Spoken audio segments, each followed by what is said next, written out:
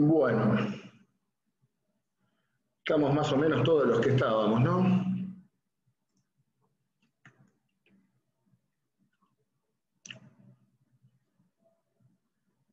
Lo que les estaba diciendo, y justo se cortó en el bloque anterior, es que aquella fuerza que había llegado con un discurso progresista, claramente estaba mostrando su faz represiva, producto de las presiones de las Fuerzas Armadas y la cerrada oposición política que sufría.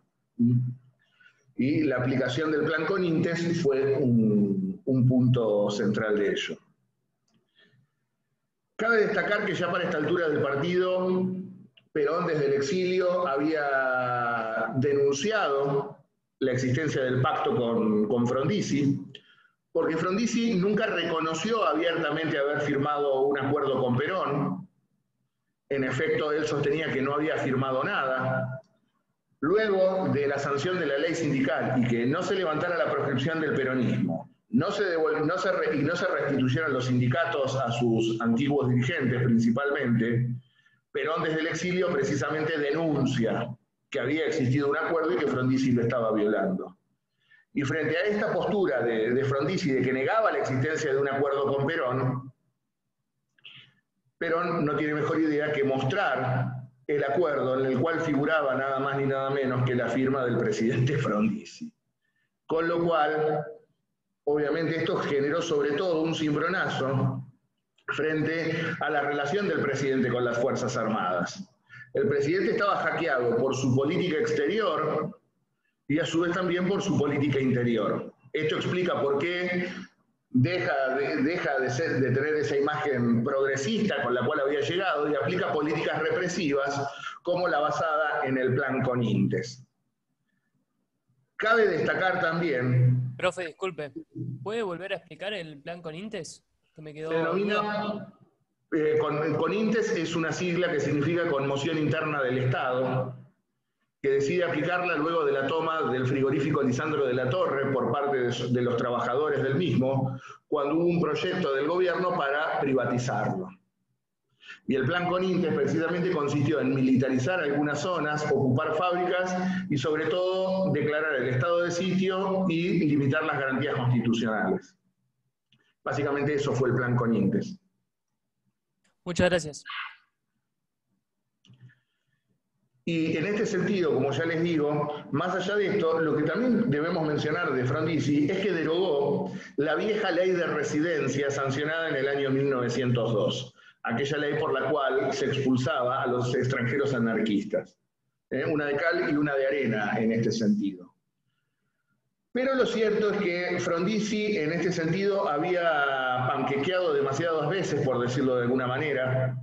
Había empezado con una política de nacionalismo económico y termina designando a Álvaro Alzogaray como ministro de Economía. Había arrancado como una fuerza progresista y termina reprimiendo. Había apoyado el establecimiento de capital extranjero para la explotación de petróleo, la instalación de universidades privadas. Es decir, el núcleo opositor a Frondizi caía de todos lados. El peronismo, el radicalismo del pueblo, la federación universitaria y sobre todo las Fuerzas Armadas. Frondizi llega al año 1962 completamente hackeado desde varios puntos de vista. Para que se den una idea, eran tan fuertes las presiones militares sobre Frondizi que uno de sus colaboradores más cercanos, me refiero a Rogelio Frigerio, para ir a verlo a la residencia de Olivos tenía que ir escondido en el baúl de un coche. Porque las Fuerzas Armadas consideraban a Frigerio comunista y veían con malos ojos que se reuniera con el presidente. El presidente, para recibir a un asesor, lo tenía que hacer entrar escondido en el baúl de un coche. Cosas que por suerte hoy nos parecen rarezas de la historia. Pero fíjense en la influencia y el poder que tenían las Fuerzas Armadas para limitar los procesos políticos. Y esto llega a su máxima expresión en el año 62. En el año 62 debía producirse la renovación de la mitad de la Cámara de Diputados y por otro lado también se debían renovar la mayoría de las gobernaciones, es decir, el gobierno de las provincias. Y si bien Frondizi no legaliza directamente al peronismo, sí permite que fuerzas de origen neoperonista o con otras denominaciones se presenten a las elecciones. En este sentido, uno de esos partidos que permite su participación en el ámbito de la provincia de Buenos Aires es la Unión Popular, de clara extracción peronista. Es decir, no habilitó que el partido peronista propiamente dicho se presentara, pero sí muchas fuerzas de origen peronista les otorgó la personería. Y en este sentido, en las elecciones del 18 de marzo de 1962, el peronismo, bajo la denominación Unión Popular, triunfa para el gobierno de la provincia de Buenos Aires, con la fórmula encabezada por el dirigente textil Andrés Framini y el metalúrgico Héctor Anglada. Y obviamente el triunfo del peronismo en la provincia de Buenos Aires termina con el gobierno de Frondizi.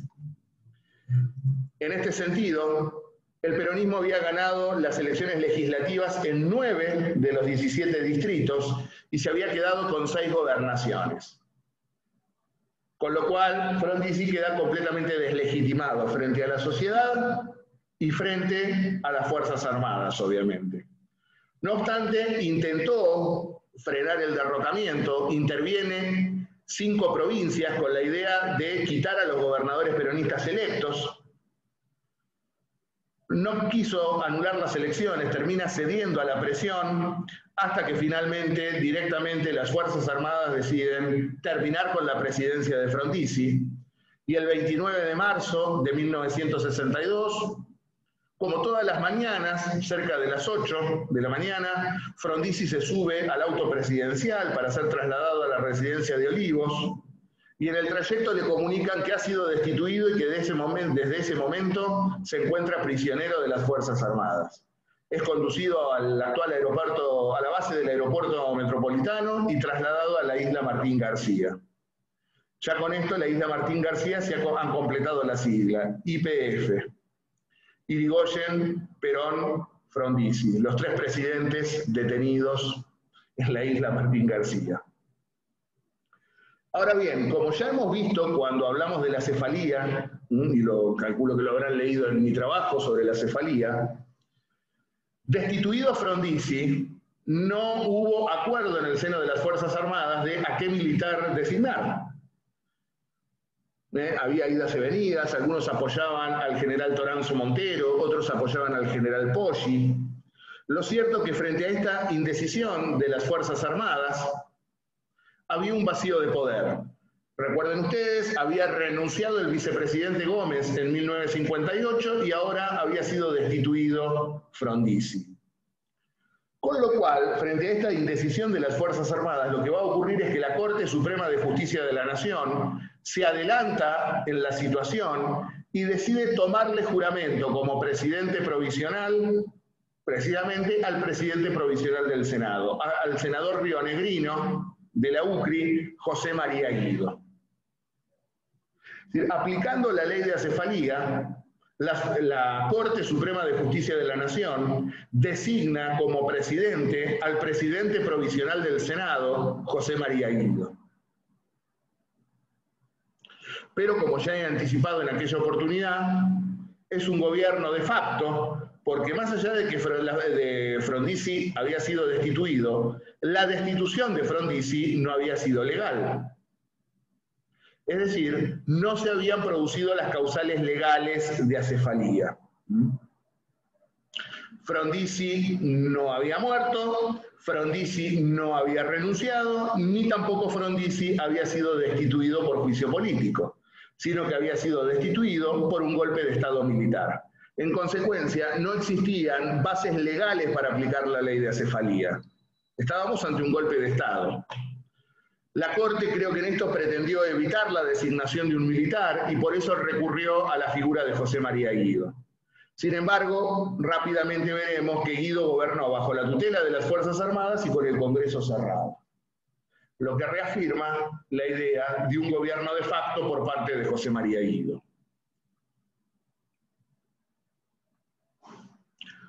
¿Alguna pregunta hasta acá?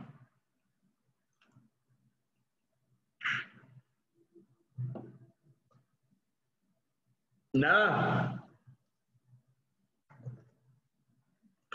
Bueno, entonces tenemos que analizar qué es lo que hizo el pobre Guido. Un tipo que no conocía absolutamente nadie, el pobre Guido. Creo que lo peor que le debe haber pasado a Guido en su vida fue haber sido presidente. Presionado por los grupos de poder, por las Fuerzas Armadas. En este sentido, como ya les digo, clausuró el Congreso y gobernó bajo la tutela de las Fuerzas Armadas. Y en el plano económico se volcó hacia la ortodoxia liberal, convocando primero a Federico Pinedo, aquel célebre ministro de la década infame que todavía estaba vivo, y a su vez el primero que convocó para para conducir el Ministerio de Hacienda a alguien que estaba destinado a hacerle mucho daño a la economía argentina. Me refiero a la figura de José Alfredo Martínez de Oz, que luego sería el ministro estrella de la dictadura de Videla. También durante el gobierno de Guido se dicta un estatuto netamente restrictivo para los partidos políticos, con la idea de mantener la proscripción del peronismo y del comunismo. Pero lo central de este periodo de Guido, de esta transición de Guido, será el enfrentamiento interno en el seno de las Fuerzas Armadas. Se va a producir el célebre enfrentamiento entre azules y colorados, los dos bandos en los cuales se encontraba dividido el ejército. ¿En qué consistía esto de los azules y colorados? Por un lado, sectores que defendían la profesionalidad del ejército, es decir, consideraban que el ejército no debía inmiscuirse en el proceso político y pretendían, en efecto, sustraer a las Fuerzas Armadas de la intervención política. Una postura netamente profesionalista de las Fuerzas Armadas. Por otro lado, el sector colorado era el más decididamente participacionista, es decir, consideraban que las Fuerzas Armadas debían ser las garantes del sistema político y cuando esto se desmadrara intervenir efectivamente, y a su vez con una marcada tendencia antiperonista. En este sentido, podríamos decir que el bando colorado fue el fiel heredero de la revolución fusiladora, es decir, de aquel gobierno surgido del golpe de Estado de 1955. Y en este enfrentamiento interno de entre las Fuerzas Armadas se impone el bando azul, liderado por el entonces comandante en jefe del ejército, el general Juan Carlos Onganía. Y esto lo menciono porque resulta raro que estos que se decían profesionalistas son los que en el año 1966 van a dar el golpe de Estado contra el gobierno de Arturo Illia. Profe, una consulta. Sí. Este enfrentamiento no es un enfrentamiento físico, no hay una batalla como tal. Sí. Sí, hubo muertos y todo. Sí.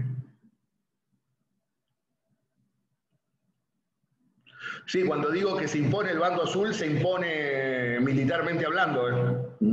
Hubo copamiento de unidades, inclusive hubo comandos civiles actuando para ambos bandos. No, fue un momento de extrema tensión, con Buenos Aires militarizada, con tanques desfilando por la ciudad. Fue un momento bravísimo este enfrentamiento entre azules y colorados. Y quien escribía precisamente los bandos militares del Grupo Azul fue un periodista que luego cobraría notable celebridad y fama, primero por ser coconductor de un programa con Bernardo Neustadt y luego el célebre programa Hora Clave que condujo él solo. Me refiero a la figura de Mariano Grondona. Ustedes por suerte ya casi no lo tienen a Grondona, está viejo, todo roto.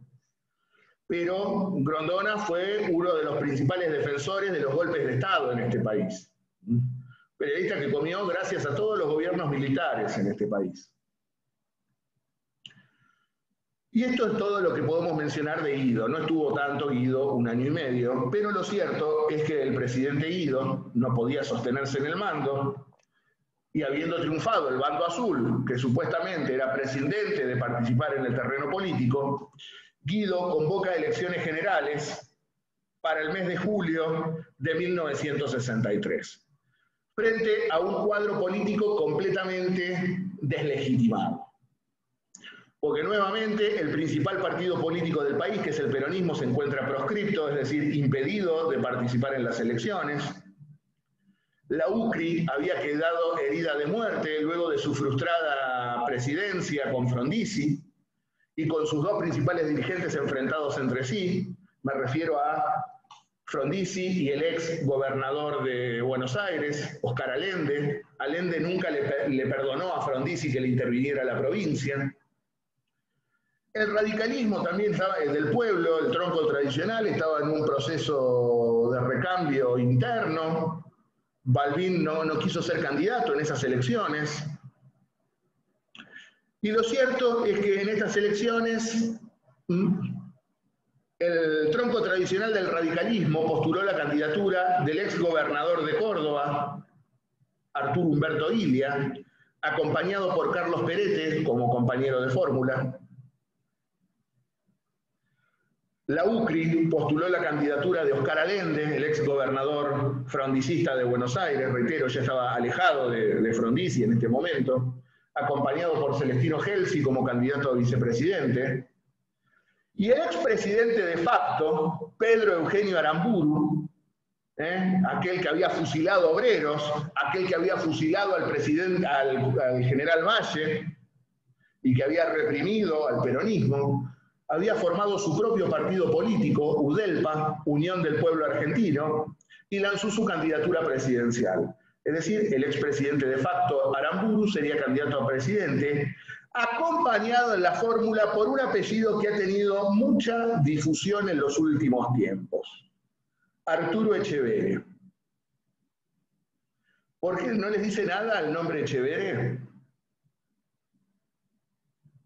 Sí, profe, no está relacionado con el conflicto de tierras que ahora entre la familia. Exactamente, es el abuelito. Este es el abuelito del que fue ministro de Macri. Candidato a vicepresidente con Aramburu, ¿no? Está claro para qué lado patean, ¿no?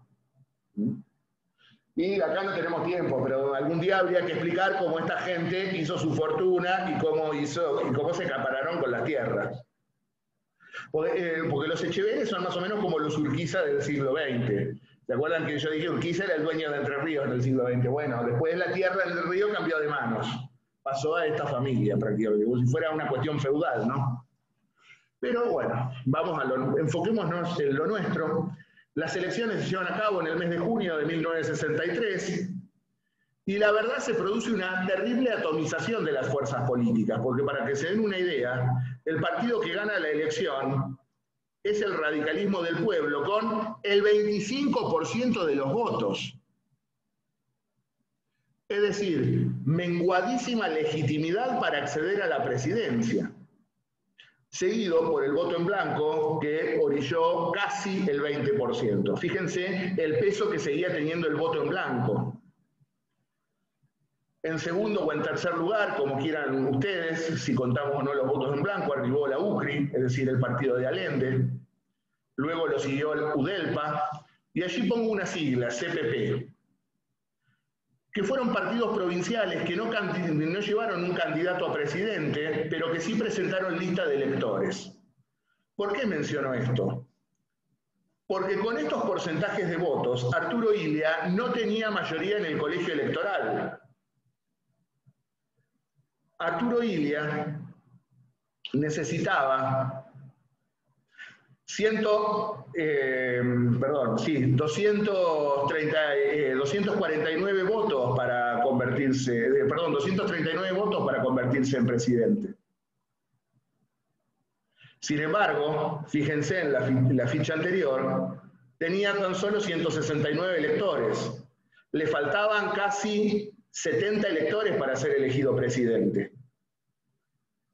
En este sentido, los electores radicales debieron trabajar en el seno del colegio electoral, y en este sentido el radicalismo del pueblo, en el seno del colegio electoral, tejió alianzas con la Federación de Partidos del Centro, es decir, la Democracia Progresista, y el Partido Demócrata Nacional, el Partido Conservador Popular, también con el Partido Socialista Democrático, con la Democracia Cristiana, y con esos electores del CPP, es decir, de estas fuerzas provinciales que no llevaban candidato a propio. Fue de la confluencia de todos estos sectores en el colegio electoral que Arturo Illia pudo tener el número necesario de votos para ser elegido presidente por el colegio electoral.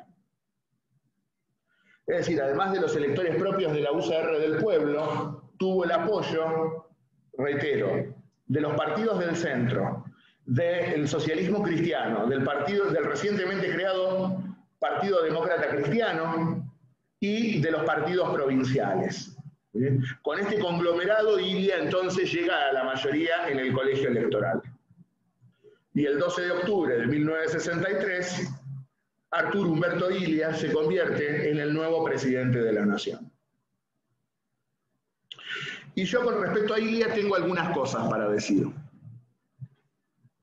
Porque para aquellos que alguna vez militamos por las filas del radicalismo, la figura de Arturo Illia, sin duda, es casi la de un prócer.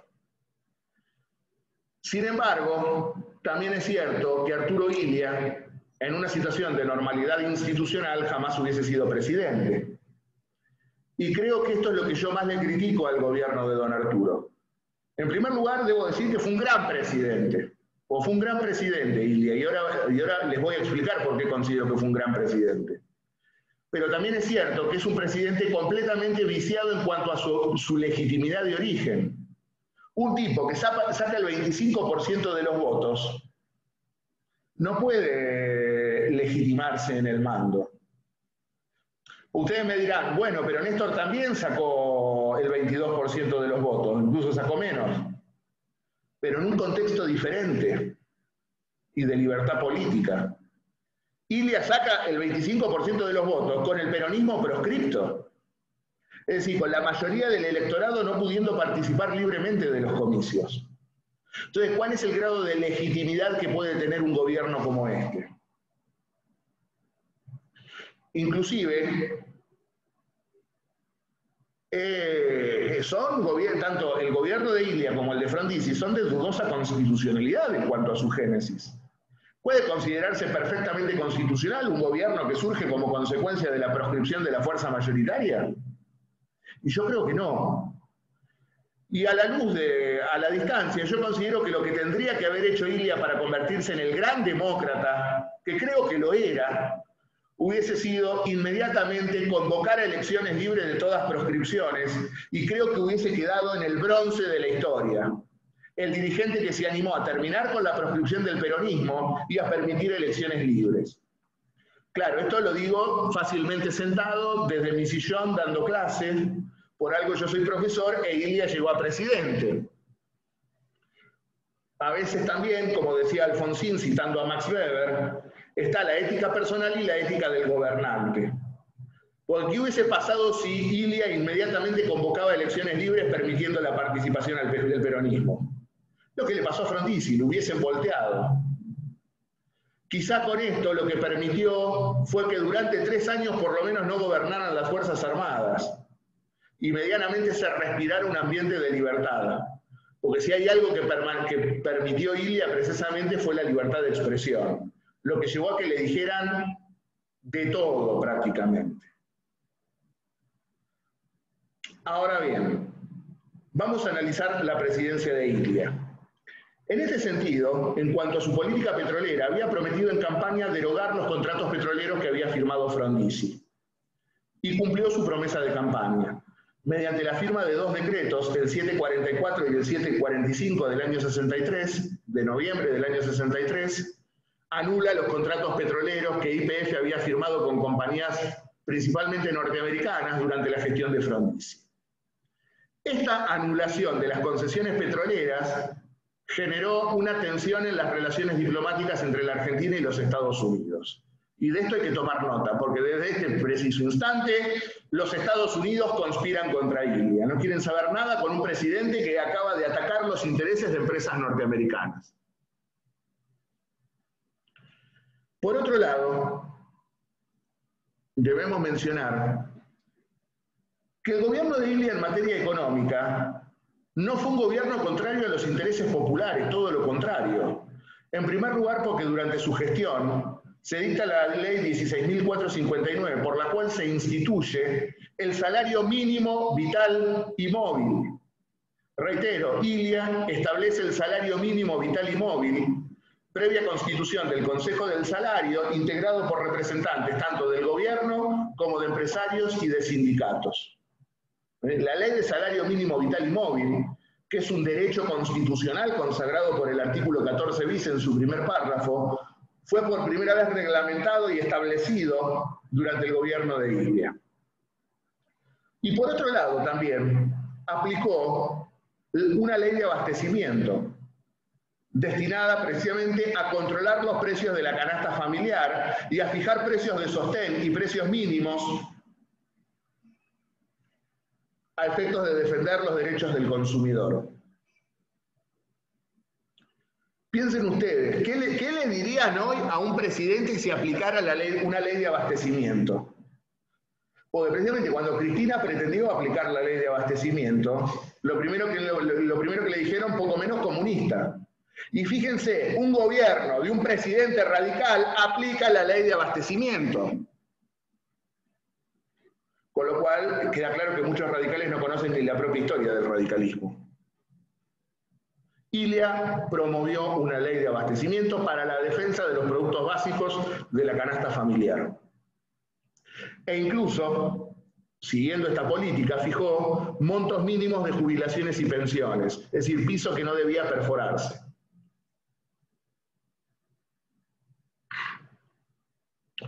Pero no se quedó solamente en esto, Ilia, sino que también, a través de la gestión de su ministro de Salud, Arturo Oñatibia, sancionó lo que se conoció como la Ley de Patentes Medicinales, también conocida como Ley Oñatibia, en virtud de su ministro de Salud, que estableció una política de precios para los productos farmacéuticos y de control de medicamentos, inclusive llegando a congelar los precios vigentes al año 1963. La ley de 64 congela los precios al estado en que se encontraban en el año 63. Y además considera que las patentes medicinales no son un bien privado con el cual se puede lucrar libremente, sino que los laboratorios tienen libertad de acción para promover la fabricación de medicamentos y patentarlos. Pero también la patente debe ser compartida por el Estado a efectos de ¿qué? De que el Estado pueda generar los medicamentos genéricos a efectos de que aquellos que no pueden acceder a los medicamentos generados por los laboratorios privados, mucho más caros de los de marcas comerciales, también puedan tener garantizado su acceso a la salud y a una prestación mínima de medicamentos. Es decir, no niega la propiedad privada. Los laboratorios pueden producir los medicamentos y patentarlos. Pero también se debe permitir que el Estado utilice esa fórmula a efectos de generar medicamentos genéricos para aquellos que no pueden acceder a las marcas comerciales. No lo hizo un gobierno comunista, lo hizo el gobierno de Arturo Ilia. Y a su vez también puso límites a la fuga de divisa con esto. Porque no podían realizar pagos al exterior en concepto de regalías y de compra de insumos. La clásica, yo soy un laboratorio suizo, pónganle. Y hago un ejercicio contable ¿para qué?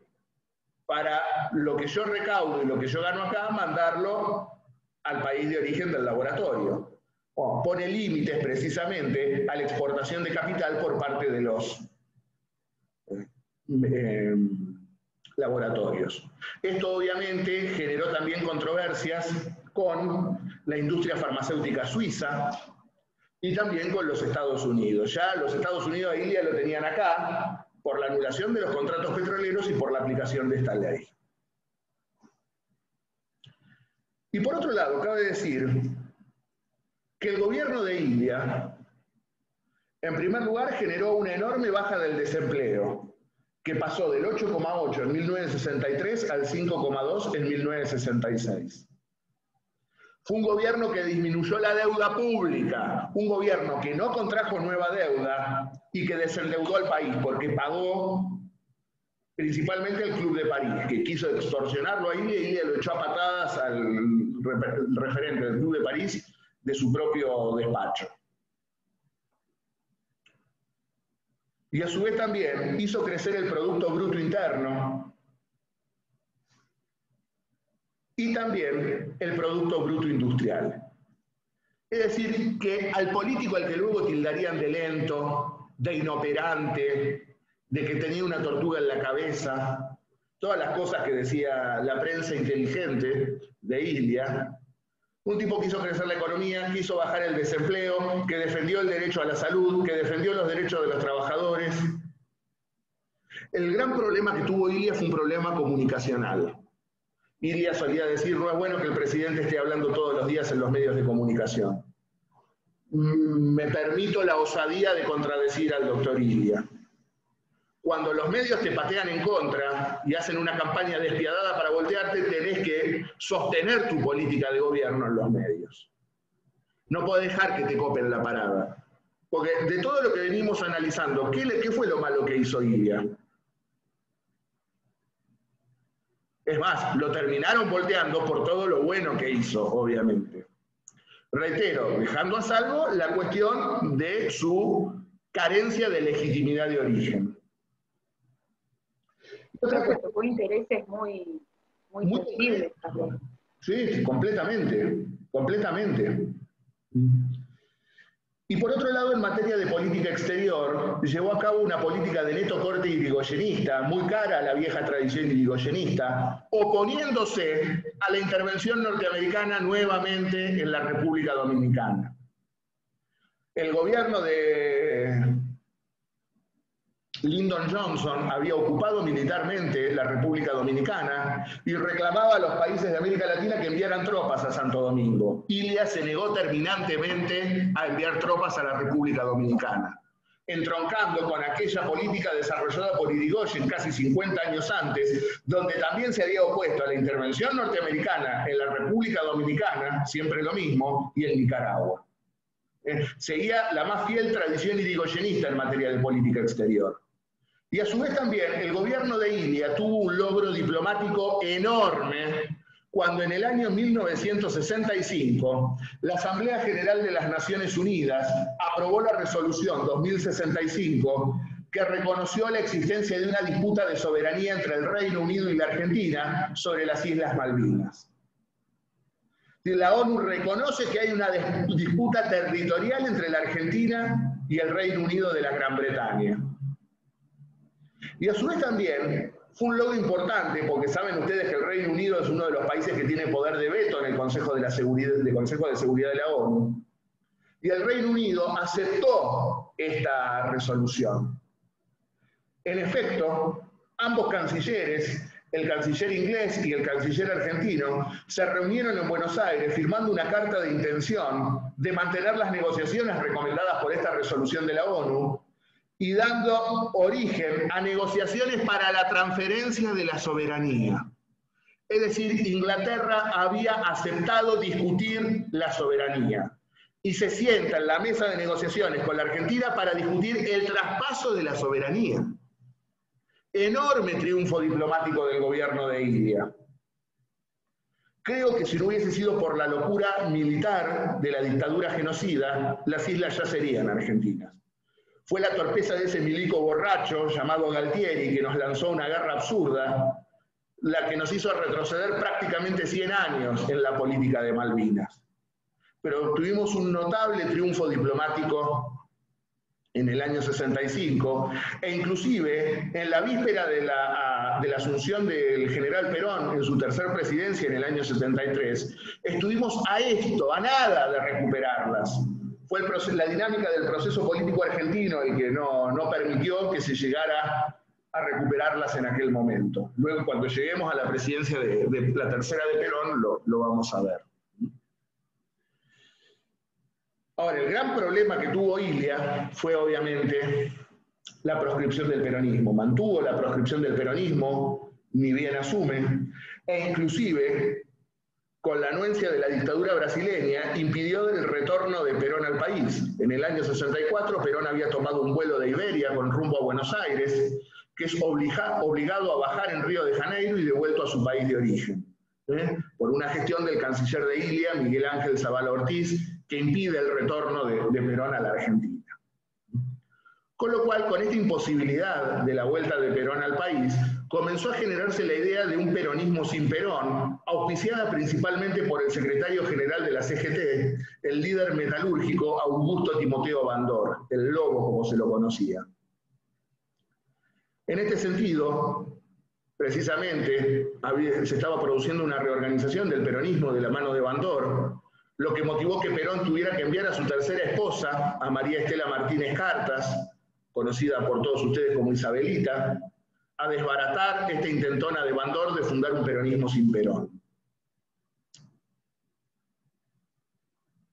Y lo cierto es que Ilia también, al igual que Frondizi, permitió para la renovación legislativa del año 65, finalmente, la participación del peronismo bajo otras denominaciones, no bajo el partido oficial, no como partido peronista, pero sí con otras denominaciones, y triunfa cómodamente en las elecciones legislativas del año 65. Y el triunfo del peronismo, aunque sea bajo otra denominación, nuevamente es lo que agita el avispero en el seno de las Fuerzas Armadas. Esto es lo que termina de configurar el escenario para el golpe de Estado. ¿Por qué digo esto? Porque se había generado una oposición injustificada a Ilia. ¿Y quiénes estaban en la joda? ¿Quiénes estaban pretendiendo derrocar a Ilia? En primer lugar, como siempre, cuando crece el producto industrial, ¿quién es el que baja? El campo. Y la sociedad rural no quería saber nada con la política agraria de Ilia. La Unión Industrial Argentina, vinculada a las grandes multinacionales extranjeras, que no tiene nada que ver con la pequeña burguesía nacional, atacaba persistentemente el déficit crónico del Estado, la intervención estatal en la economía, y sobre todo algo que aplicó el gobierno de Ilia, el control de cambio. Es decir, Ilia no liberalizó el mercado cambiario, todo lo contrario, intervino el mercado cambiario y estableció control de cambios. Y como verán, los denominados cepos también fueron aplicados por gobiernos radicales, veremos que también fue aplicado por el gobierno de Alfonsín. Por eso a veces cuando yo escucho algunas críticas, digamos, muchachos, revisen un poco lo que ha sido la historia del radicalismo también en cuanto a su concepción económica.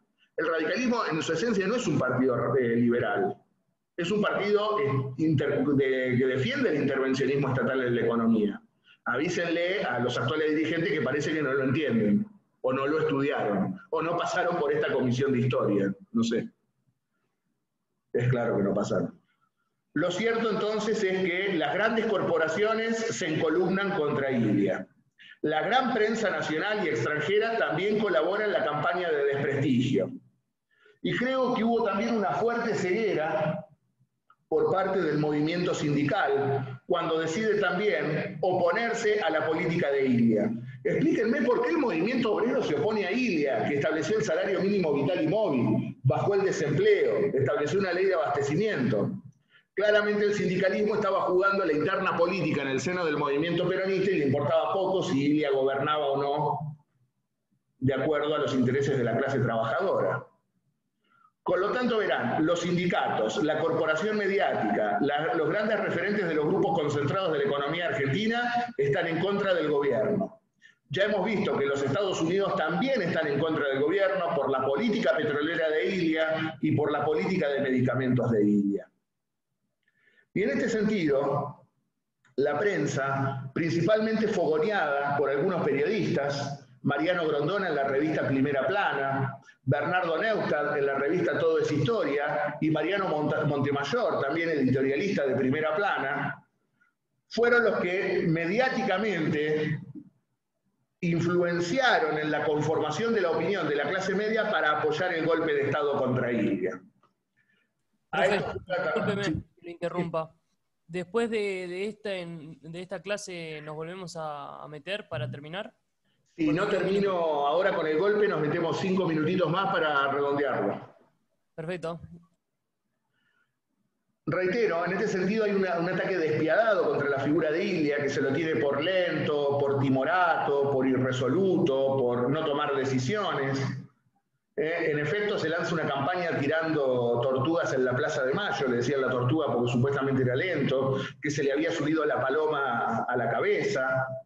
Como verán, cada vez que hay un gobierno que medianamente gobierna para determinados intereses populares, es lento, no sirve, la prensa lo ridiculiza, es una constante que se ha reiterado en nuestra historia. Y vuelvo a